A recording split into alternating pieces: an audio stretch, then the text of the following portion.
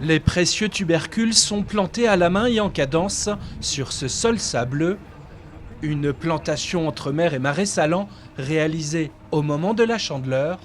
Des tubercules que l'on appelle aussi des pommes de terre mère. Avec plein de germes qui vont faire plein de tiges et normalement qui devraient faire des filles bonnottes.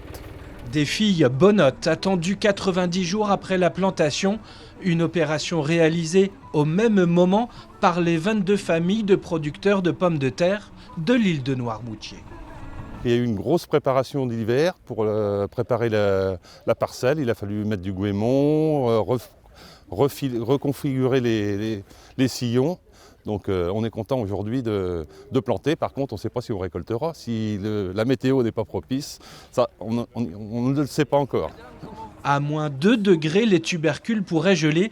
Alors, par précaution, un voile de protection sera installé pour que la bonnotte soit récoltée. Patrick Michaud laboure ici la terre.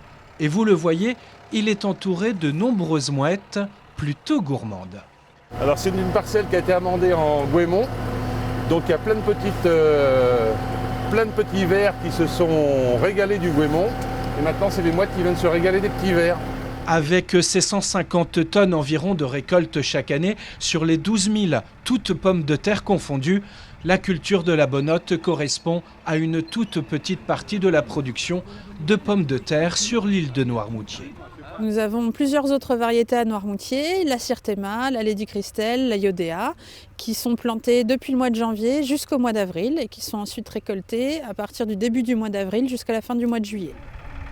Quoi qu'il en soit, la star de l'île de Noirmoutier, c'est la bonnotte, cette petite pomme de terre réputée pour son goût unique. Pour être les premiers à la déguster lors de sa récolte, notez ce rendez-vous le samedi 6 mai, à Noirmoutier naturellement, pour la fameuse fête de la bonnotte.